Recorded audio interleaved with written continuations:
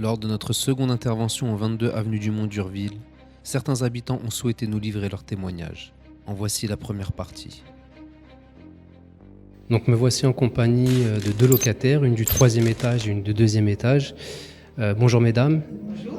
Merci de nous accorder cette petite interview pour nous faire part de votre sentiment, de vos ressentis. Alors, vous qui êtes la locataire du 3e étage, là où nous nous trouvons actuellement, c'est vous donc qui avez mis les seaux ici. Est-ce que vous pouvez nous expliquer un petit peu la chronologie des faits, comment ça s'est déroulé? Alors en fait, ça a commencé à couler à partir de, pas ce mercredi-là, celui d'avant. Et ça coulait, donc j'ai mis des serviettes. Et puis en fait, ça s'est accentué jusqu'à coupure d'électricité et puis de l'eau de plus en plus présente. Donc ça a commencé par ici. Il y avait la coupelle de la lumière qui était pleine d'eau. Elle a été enlevée, je ne sais pas par qui. Et ensuite, ça a commencé à cloquer sur le côté. Ensuite, ça a été plus loin et ensuite, c'est revenu ici. Et là, toutes les colonnes sont remplies d'eau. On a de l'eau comme ça. Donc moi, j'éponge tous les jours. J'ai ma voisine qui m'aide. Ce matin encore, on raclait tout parce qu'il y a ça d'eau puis que ça rentre dans les appartements. Et quand j'ai téléphoné, c'était ce mercredi ou ce jeudi, je ne sais plus, on a eu le toupet de me dire qu'ils n'étaient pas au courant. Pourtant, ils sont venus donc mettre des lampes dans les parties communes, donc ils sont au courant qu'il y a un manque d'éclairage, mais pas au courant pour la fuite. Voilà, exactement. Visiblement, ils ne sont pas au courant pour la fuite. Donc, la dame me dit « Ah bon, on ne savait pas ». J'ai dit « Mais passez-moi la personne qui est responsable ». Et on m'a simplement dit « Elle est au téléphone, mais je vais voir avec la gardienne ». C'est une gardienne de sécurité, on va dire, parce qu'on n'a pas de gardien. On va voir pour qu'elle vous rappelle de toute urgence. Et à l'heure où je vous parle, personne ne nous a rappelé. Par contre, tous les jours, on éponge, on lave les serviettes. Et voilà. Et pour eux, ça semble normal puisque personne ne se bouge. Sans compter les autres malfaçons qu'il y a dans le bâtiment. Alors nous sommes venus il y a quelques jours. Au 2e étage, ça n'était pas encore ce que c'est aujourd'hui. Est-ce que vous, qui êtes au 2e étage, vous pouvez nous expliquer? Alors oui, bien sûr. Alors moi, je suis rentrée hier matin. Je vais pouvoir aller au travail. Donc il n'y avait pas d'éclairage encore, comme vous voyez ici. Donc j'étais dans le noir total avec ma lampe, comme je fais depuis 15 jours. Et j'ai failli glisser avec ma poubelle parce que en fait, j'étais surprise de voir de l'eau. Donc quand j'ai éclairé, j'ai vu qu'il y avait de l'eau partout. Je claire le plafond, donc je vois qu'il y a de l'eau qui goutte. Donc je me suis rendue quand même à mon lieu de travail. Et au retour, donc j'ai vu que c'était exactement la même chose. Donc toujours de l'eau qui coulait, etc. Et ce matin, donc en passant l'aspirateur, je vois qu'il y a de l'eau devant mon entrée, mais à l'intérieur de mon appartement. Donc je me dis, merde, c'est bizarre. Et c'est là que j'ai dit, mais c'est vrai, la fuite. Donc du coup, j'ouvre la porte, et là, surprise, inondée de partout. Donc vraiment, l'appartement, donc en plus, comme c'est du bois, là où il y a du bois, donc du coup, ça va absorber l'eau. Donc les portes vont en prendre un coup. Donc là aussi, Espace Habitat Construction, de toute façon, quand tu dis qu'ils ne font rien, quand on les appelle et qu'on ne les appelle pas, c'est faux parce que moi, j'ai passé beaucoup d'appels à Espace Habitat Construction. À chaque fois, ils disent qu'ils vont passer. Ils nous ont donné un numéro de téléphone d'une personne qui doit se déplacer. Lorsque je l'ai au téléphone, oui, on est prévenu. Donc, ils ne disent pas qu'ils ne sont pas prévenus parce que c'est faux. Et la voisine du rez-de-chaussée, là où vous avez filmé la première fois, elle les a alertés aussi, avant que tout ne tombe. Et elle pourra peut-être témoigner, je ne sais pas si elle est là aujourd'hui. Mais en tout cas, voilà, c'est problématique parce que c'est des choses qui durent. Donc tout à l'heure, on va aller voir d'autres voisins du 2e étage. Donc ce sont des personnes âgées, donc pareil, ils sont à mobilité réduite. Et eux, ça fait plusieurs mois qu'ils ont constaté qu'au niveau de leurs toilettes, ils entendaient un bruit qui coulait une goutte. Vous voyez, donc elle disait à son mari, il y a une fuite quelque part. Donc ils appellent l'Espace Habitat Construction, mais pour eux, il n'y a rien. Donc il n'y a pas de déplacement, on va vérifier, etc. Et là, je vous parle parce qu'il y a un truc qui me revient à l'esprit, c'est que j'ai un voisin du dessus, du 1er étage, il vient toquer chez moi en me demandant si j'avais une fuite. Moi, je dis, écoutez, j'ai pas de fuite à la maison. Et donc, il me dit, oui, ma salle de bain a goutte, etc. Donc, je fais, écoutez, voyez avec Espace Habitat Construction, moi, chez moi, j'ai pas de fuite. Donc, du coup, peut-être 10 jours après, je vois quelqu'un arriver avec une sacoche de plombier. Ils me préviennent même pas de leur passage, donc j'aurais pu ne pas être là. Ils viennent, ils disent, voilà, je suis plombier, je viens vérifier la salle de bain. Je fais, mais vous prévenez pas lorsque vous vous déplacez? Enfin, je veux dire, moi, chez moi, j'ai pas de fuite, mais vous pouvez venir vérifier. Donc, il regarde dans ma salle de bain, il y a la baignoire, donc il soulève, et puis il me dit, oui, c'est un petit peu humide. C'est un petit peu humide, mais voilà, je vais juste remettre un petit joint, vous savez, les joints qui font... voilà. et il est reparti. Et moi, je me demande, en fait, si tout ça, en fait, ça vient pas de ça, quoi. Parce qu'en fait, il n'a pas trouvé... C'est normal, dans une baignoire qui a de l'humidité. Et en fait, le mec, j'ai vu qu'il était en dessous, mais... Ils n'ont pas cherché à remonter aux origines d'une potentielle fuite qui aurait pu expliquer en fait toute la... J'ai dit au plombier, je fais regarder dans ma salle de bain, ça cloque. Vous voyez, comme vous voyez ici, là, et ben dans ma salle de bain, c'est exactement la même chose. Il me dit ça, il me dit c'est l'humidité. Je dis, mais attendez, ça cloque, j'ai mis de la peinture et ça refait exactement la même chose. Ça fait combien de temps que vous habitez ici? Oh là là, 97. Oui, donc avant ça, il n'y avait pas de cloquage de la peinture, donc c'est pas l'humidité, vous n'avez pas changé votre mode de vie? Non, c'est toujours le même, c'est toujours le Non, même. mais c'est pareil, moi, dans la chambre de mes enfants, au niveau du coin du mur, puisqu'on est dans l'angle, il y a de la moisissure, mais une vraie moisissure. Et quand il y a du vent, on peut mettre la main et clairement, on sent qu'il y a du vent qui passe. Moi, j'ai une fuite dans ma salle de bain. Je suis allée voir la voisine.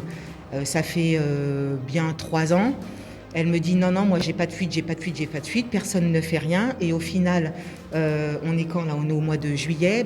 Il y a quelques mois, j'ai le plâtre qui est tombé. Donc maintenant, j'ai un trou et espace habitat. Non, c'est pour ma pomme, c'est chez vous, madame. Ok, d'accord. Alors après, on a eu une fuite pareille dans le salon. Donc sur mon mur, là, rien n'est tombé.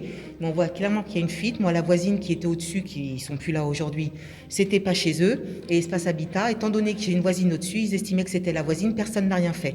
Donc j'ai le plafond qui s'effrite dans la salle de bain, c'est normal. J'ai de la moisissure dans la chambre, c'est normal. Espace Habitat part du principe que c'est le locataire qui doit se débrouiller avec son assurance. Sauf que l'assurance, elle dit, oui, mais il faut bien que j'aille vers quelqu'un. Et comme c'est personne, madame, si ça vous dérange, c'est à vous de faire les travaux. Très bien. Au prix du loyer, je suis désolée. Puis peu importe le loyer, j'ai envie de dire, le bailleur, il a des obligations. Tout comme nous, la maison, elle est assurée. On paye nos loyers.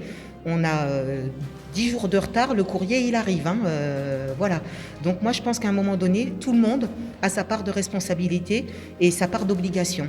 Et celle d'Espace Habitat, je suis désolée, mais en grande partie, elle n'est pas assumée. Surtout que le bailleur est obligé de vous fournir un logement décent. Et lorsqu'il y a des troubles comme ça, il doit avoir une certaine réactivité, parce que là, c'est même plus juste des troubles de jouissance, il y a une vraie mise en danger. Et donc, c'est pour ça aussi que, comme je vous l'avais dit, j'étais parti voir le service logement. À ce jour, je ne sais pas ce qu'ils ont fait ou pas, parce qu'ils devaient me tenir informé par mail, chose qui n'a pas été faite. J'ai relancé hier un mail à 8h30 du matin en disant que la situation s'aggravait suite à votre signalement. Et je n'ai toujours pas de réponse. Donc c'est pour ça qu'aujourd'hui, je pense qu'il faudra alerter les autorités judiciaires, faire un signalement au commissariat pour que le procureur de la République puisse être au courant, parce qu'aujourd'hui, vous êtes victime d'un préjudice matériel, d'un préjudice moral, d'un préjudice financier, parce que vous me disiez aussi que vous deviez faire des machines à laver à répétition pour laver toutes mes serviettes. Donc clairement, les serviettes, elles sont gâchées, donc je vais les garder pour la maison. Mais je récupère les serviettes, j'en ai 3 derrière qui attendent les 2 qui sont là. Et ensuite, je fais des machines. Alors, tous les 2 jours, je fais des machines, je lave, je désinfecte, parce que ce sont des serviettes. Et je fais sécher et je remets. Et ainsi de suite, depuis mercredi, ça fera 2 semaines. Et on est énervé, moi, sincèrement. Les éclaboussures, la porte, elle est tachée d'eau. Et puis, ça commence à gondoler, tout simplement. Mais ça ne les dérange pas, c'est pas chez eux. Donc... sans parler avant les problèmes qu'on avait avec les ascenseurs, sans parler... Enfin, tout est comme ça, c'est dommage. Le parking, on a eu un incendie il y a des années, donc c'est pas de la faute à Espace Habitat, très bien. Il a été fermé. Il a fallu que j'appelle en leur disant, mais vous nous comptez le parking encore, quand est-ce que vous faites la déclaration? On a eu le tout peine de me dire quand même que, oui, heureusement que vous avez signalé, parce que tout le monde continue à payer le parking. Donc ils ont régularisé depuis, ça y est, c'est fait. Mais enfin, je trouve ça aberrant que ce soit un locataire qui explique aux gens que s'il n'y a plus de parking, il faut arrêter la prestation du parking. Voilà. Ils ont mis à remettre en location des places de parking, on n'en a jamais entendu parler, puis c'est de nouveau squatté. Donc moi, je sais pas, mais par contre, on paye. Alors là, le parking... C'est vrai que c'est dommage d'en arriver jusqu'à là, devoir saisir les autorités judiciaires, mais quand il n'y a pas de réactivité de la part du bailleur, on saisit les services, on va dire, de la mairie qui sont en charge aussi du respect de la dignité humaine et qu'on voit qu'il y a aussi un manque de réactivité, malheureusement, on se dit qu'il n'y a plus d'autre choix que d'agir ainsi. Le problème, c'est qu'on n'est pas écouté. On n'a pas forcément envie de passer par toutes ces procédures. Moi, je pars du principe que normalement, entre personnes responsables, et Espace Habitat est un bailleur, donc il a des obligations, c'est d'écouter la moindre des choses ses locataires et de faire en sorte qu'on n'a jamais demandé, suite à la fuite, à ce que tout soit réglé dans les 10 minutes, un quart d'heure, même 24 24 heures. On se doute bien qu'il faut faire intervenir des personnes du bâtiment, des personnes professionnelles pour régler le problème. Mais au moins que ce soit fait. Ça va faire 2 semaines. C'est pas possible qu'en 2 semaines, on soit encore rendu à éponger, à nettoyer et qu'on me dise, là, cette semaine, on n'est pas au courant. Même pour le bailleur, parce qu'en fait, plus il attend, plus il aura des travaux à faire. Parce qu'en fait, s'il avait saisi les choses à l'origine, ça aurait peut-être été juste une petite fuite à réparer. Mais là, au-delà de la fuite, il y a tous les plafonds à restaurer, il y a vraiment tout à refaire. Donc plus on attend, et pire c'est. Voilà, et puis dans les appartements, parce que nous, les appartements, ils sont touchés. Donc les dalles du sol sont touchées, donc ça va cloquer à un moment donné. Les portes sont du bois, donc ça va gonfler. Déjà l'été, hiver, je sais pas, en tout cas ma porte... L'hiver, j'ai du mal à la fermer parce que l'immeuble, il bouge. Parce avant que ce soit construit, moi j'ai grandi, je suis severanaise depuis petite, et avant c'était des marécages ici. Et ça a été construit tellement vite que voilà, donc ils ont relogé. Bon, avant c'était pas comme ça, mais au fur du temps, enfin, c'est ça. Je suis arrivée il y a 23 ans. Il y a 23 ans ici, c'était le bonheur. C'est ça. Il y a 23 ans, quand je suis arrivée là avec ma fille, mes enfants, voilà, je me suis dit, oh, ouais, ça y est, ouf, c'est bon. Ah ben non, en fait, ça a commencé à se dégrader même pas un an après. Et plus les années passent, plus ça monte crescendo. Il y a un manque criant d'entretien du bâtiment. Complètement, vraiment complètement. Et je peux vous dire que j'ai signalé, moi, des appels s'ils sont enregistrés chez Espace Habitat Construction. J'en ai passé des centaines. Au niveau des ascenseurs, c'est pareil. Et il y a même des personnes qui se sont trouvées bloquées dans l'ascenseur parce qu'il y avait une coupure de courant. Et ils étaient dans l'ascenseur, ces personnes-là. Parce que voilà, quand ça disjoncte, ça coupe le courant, mais des personnes sont dans l'ascenseur. Donc c'est problématique. Et ça joue sur nos nerfs, moi personnellement. Puis l'anxiété même de revenir du travail, de ne pas savoir ce qu'on va trouver. Sincèrement, moi hier, je sais pas, je vous ai appelé, moi franchement j'étais hyper anxieuse. Cette nuit, j'ai mal dormi parce qu'on a vu aux informations ce qui s'est passé aux États-Unis. Donc, on se dit, mince, on n'est pas à l'abri que lorsqu'on voit des fissures comme là. À Bordeaux récemment, à Marseille avant. Voilà, donc je me dis, mince, ça se trouve qu'on va passer aussi dans les informations. Et voilà, pourquoi mettre la vie des gens en danger. Enfin, surtout que s'il y a déjà des fissures et qu'il y a autant d'eau qui circule dans le bâtiment, ça fragilise la structure. Moi, je pense sincèrement, moi je pense, parce que là, ils ont fait, vous savez, des petits travaux, parce que voilà, il faut qu'ils aménagent un peu Sevran, etc., la beauté de Sevran. Mais c'est caché tout ça. Vous voyez, tout ce qu'ils ont fait, les peintures et tout, c'est caché.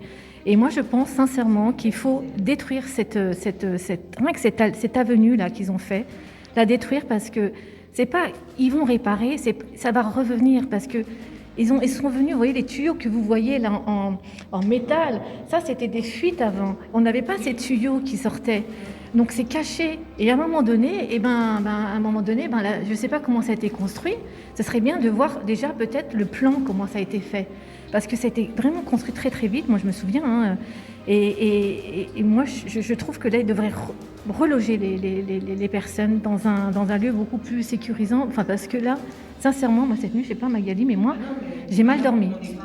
On n'est pas bien quand on voit la moisissure, quand on voit les fissures, quand on voit tout. Excusez-moi, je ne sais pas qui est en fait. Mais c'est vrai que c'était l'objet d'une de mes interventions récentes au sein du conseil municipal où je disais, vous parlez de rénovation, on refait les extérieurs. C'est une bonne chose, mais l'important c'est l'intérieur, là où vivent les habitants, où bien souvent sont constatées des entraves à la dignité humaine, et on ne met pas le paquet pour faire les intérieurs, mais l'extérieur juste pour dire bon c'est un peu plus joli, etc. Mais on se préoccupe moins de la dignité des gens que de l'aspect extérieur des bâtiments. C'est une véritable problématique. C'est vraiment très c'est problématique comme vous dites parce que c'est plus on avance dans le temps et plus en fait on nous prend vraiment, excusez-moi, je suis un petit peu grossière, mais pour des cons quoi. Parce que on a beau le signaler à la mairie, on a beau faire les choses.